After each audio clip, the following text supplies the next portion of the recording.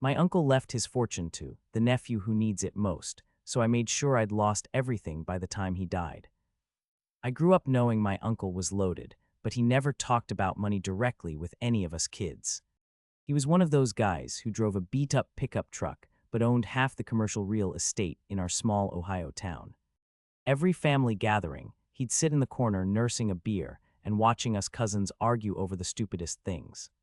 My dad always said his brother was too smart for his own good, whatever that meant.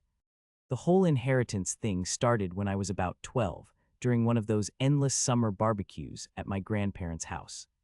My uncle pulled me aside while my three cousins were busy showing off their new bikes and gaming systems. He told me something that would stick with me for the next 15 years. He said when he died, everything he owned would go to whichever nephew needed it most, not the one who wanted it most. At the time, I thought he was just being philosophical or whatever. My cousins were always bragging about their plans to get rich quick, talking about starting businesses or becoming famous.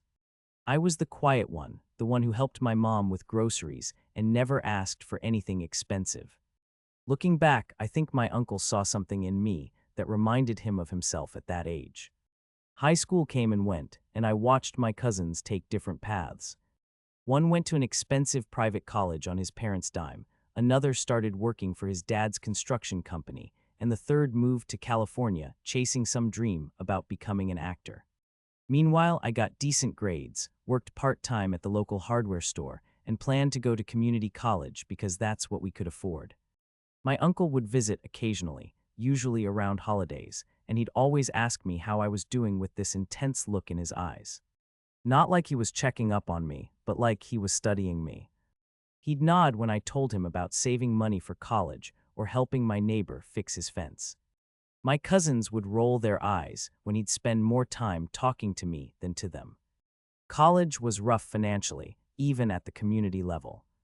My parents did their best, but money was always tight. I worked 2 jobs, lived on ramen and whatever free food I could find, and still ended up with student loans that felt impossible to pay back. My uncle knew about my situation because my mom would update him during their weekly phone calls. One winter night during my second year, my uncle showed up at my dorm room unannounced. He looked around at my tiny space, the secondhand furniture, the stack of textbooks I'd bought used and highlighted to death. He didn't say much, just asked if I was happy. I told him I was working towards something better, and he smiled this sad smile and left. After I graduated, I moved back home and started working full-time at a local business. Nothing glamorous, but it paid the bills and let me help my parents with their mortgage. My cousins were doing well for themselves by then. One had gotten married and bought a house, another was making good money in construction, and the California cousin had actually landed some small acting roles. My uncle's health started declining when I was about 25. He'd been dealing with heart problems for years, but he was stubborn about doctors and medication. During one of his visits, he seemed weaker than usual and spent most of the time asking me about my life, my goals, my struggles. I remember feeling like he was trying to tell me something important, but I couldn't figure out what. The turning point came when I was 27, and everything in my life started falling apart at once. I'd been dating someone for 3 years, and we'd been talking about getting married and starting a family. Then she left me for someone with better prospects, as she put it. Around the same time, the business I worked for went under, and I lost my job with barely any notice. My parents were dealing with their own problems. My dad had been injured at work and couldn't do his usual labor-intensive job anymore. The medical bills were piling up, and they were talking about selling the house. I used up all my savings helping them and ended up moving back into my childhood bedroom at 27 years old. My uncle visited during this period, and I was embarrassed to tell him what was happening. But he seemed to already know. He sat with me on the back porch and talked about how life sometimes strips away everything you think you need to show you what you actually need. I thought he was just trying to make me feel better about being a failure. That's when I started making the connections. My uncle had always talked about the nephew who needed it most, and here I was, clearly the one struggling while my cousins were all doing fine. But something about the whole situation felt wrong, like I was being set up or manipulated somehow. I started wondering if my uncle had been engineering this somehow, maybe even influencing the events in my life. I became obsessed with the idea that I was being tested, that my uncle was somehow behind my misfortunes. It sounds crazy now, but I convinced myself that he had connections in town, that he'd influenced my girlfriend to leave me, that he'd somehow caused the business to fail. I started seeing patterns everywhere, and it was driving me crazy. That's when I made the decision that would change everything. If my uncle wanted to give his fortune to the nephew who needed it most, I would make sure I needed it more than anyone could possibly need anything. I would systematically destroy every good thing in my life until I was so desperate, so broken, that there would be no question about who deserved his money. I started small. I turned down job offers that came my way, claiming I was holding out for something better. I borrowed money from friends and family, always with reasonable excuses, but never paying it back. I started drinking more than I should, not enough to be obvious, but enough to make bad decisions and push people away. My parents were worried about me, but I convinced them I was just going through a rough patch. I moved out of their house and into a cheap apartment, but I deliberately chose the worst one I could find. I wanted to live in misery, to accumulate as much need as possible before my uncle died.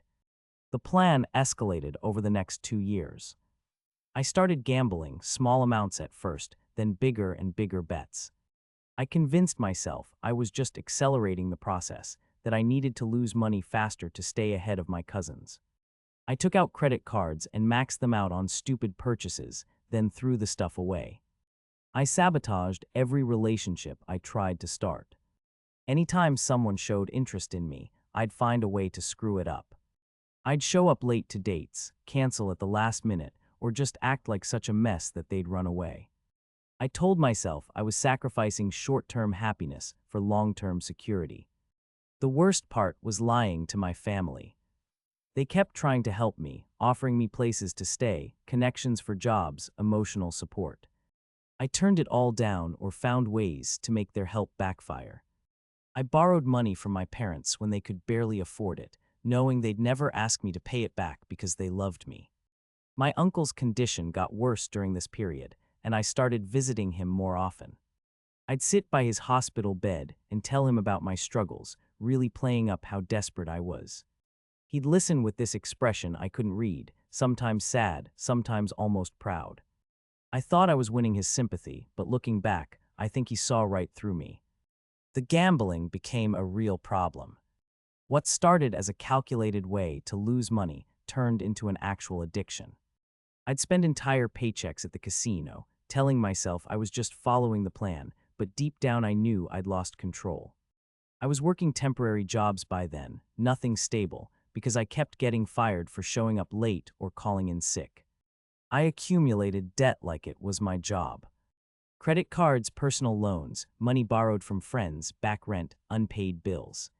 I had collection agencies calling me constantly, and I loved it. Every threatening letter felt like proof that I was succeeding in my plan. I was becoming the nephew who needed it most, and nobody could compete with my level of desperation. My cousins started avoiding me at family gatherings. They'd make excuses to leave early or just not show up when they knew I'd be there. I'd become that relative everyone whispers about, the one who's always asking for money or favors. I told myself this was temporary, that once I inherited my uncle's fortune, I'd pay everyone back and explain everything. The physical toll was getting serious. I wasn't eating regularly because I was spending my food money on gambling. I was drinking too much and sleeping terribly. I looked like hell and I was proud of it. Every time I caught my reflection, I'd think about how my uncle would see me as the one who truly needed his help. My uncle died on a Tuesday morning in March. I got the call from my mom, and for a moment I felt genuine sadness. Then I remembered the plan, and I felt this surge of anticipation. I'd spent nearly 3 years destroying my life for this moment. I was deeply in debt, had no stable income, no relationships, no prospects. I was definitely the nephew who needed it most. The funeral was awkward because I looked so terrible compared to my cousins. They all had their lives together, nice clothes, supportive spouses, stable jobs. I showed up in a wrinkled suit I'd bought at a thrift store, and I could see people staring at me with pity. Perfect. The lawyer scheduled the reading of the will for the following week. I spent those days fantasizing about how I'd use the money. First, I'd pay off all my debts, then I'd get my life back on track. I'd move somewhere new, start fresh, maybe even tell my family the truth about what I'd done and why. The day of the reading, all 4 nephews sat in the lawyer's office. My cousins looked nervous but optimistic. I tried to look desperate and grateful, which wasn't hard because I genuinely was both. The lawyer opened the will and started reading the standard legal language, then got to the important part. My uncle had left detailed instructions about how to determine which nephew needed the fortune most. But instead of just looking at our current situations, he'd hired a private investigator to document our lives over the past 5 years. He knew everything. Every deliberate bad decision I'd made, every relationship I'd sabotaged, every job I'd turned down. The will explained that the fortune would go to the nephew who had faced genuine hardship with dignity and effort, not the one who had manufactured his own misery. It specifically mentioned that any nephew who had deliberately worsened his situation to qualify for the inheritance would be disqualified entirely. My uncle had seen through my plan from the beginning. He'd known I was smart enough to figure out his intention, and he'd been waiting to see what I'd do with that knowledge. He'd been testing my character, not my circumstances. I had failed completely. The money went to my cousin, who had quietly been supporting his disabled daughter while working 2 jobs. He'd never complained about his situation or asked for help, just quietly done what needed to be done.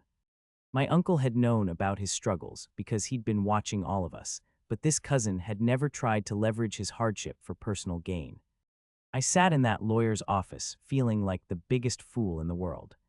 I'd spent 3 years systematically destroying everything good in my life, and for what? I'd lost my relationships, my health, my financial stability, my self-respect. I'd hurt the people who loved me, and I'd learned nothing except how to be selfish and manipulative. The worst part was realizing that if I'd just lived my life honestly, I probably would have been fine. I'd been doing okay before I started this insane plan. I had a job, an apartment, people who cared about me.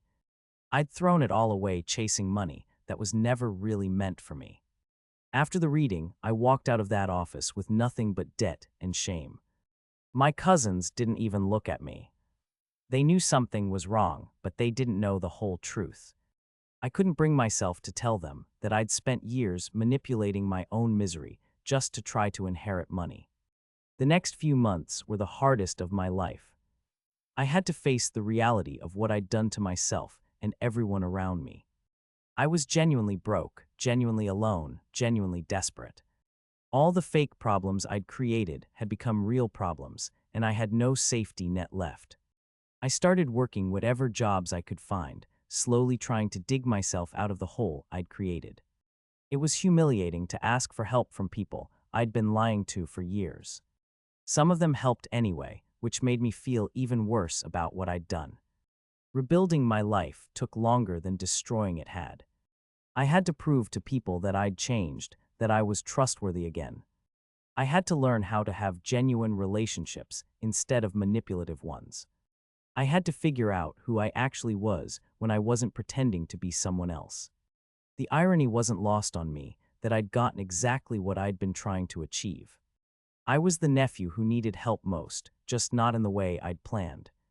I needed to learn how to be a decent person again, how to value things that couldn't be bought, how to rebuild trust that I'd systematically destroyed. It took me 5 years to pay off all the debt I'd accumulated during my stupid plan. 5 years of living in cheap apartments, working multiple jobs, having no social life, no luxuries, no fun. But this time, the sacrifice felt meaningful because I was working towards something real, not just trying to manipulate an outcome. My relationship with my family slowly improved, though it was never quite the same. They forgave me for the money I'd borrowed and never paid back, but they never forgot that I'd been capable of deceiving them so completely. I don't blame them for being cautious around me. I eventually found steady work and started dating again, but I was completely different in relationships.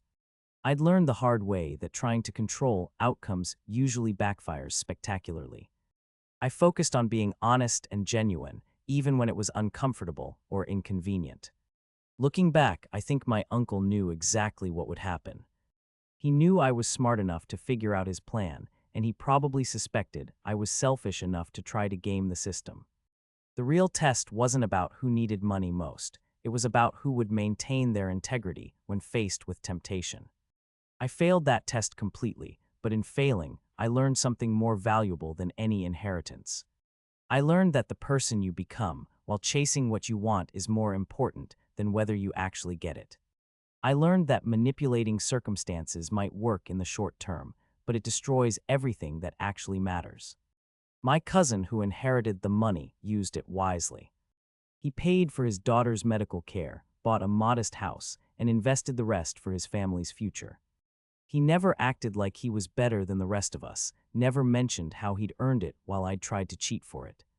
Sometimes I wonder what would have happened if I'd just lived my life normally instead of trying to manipulate the outcome.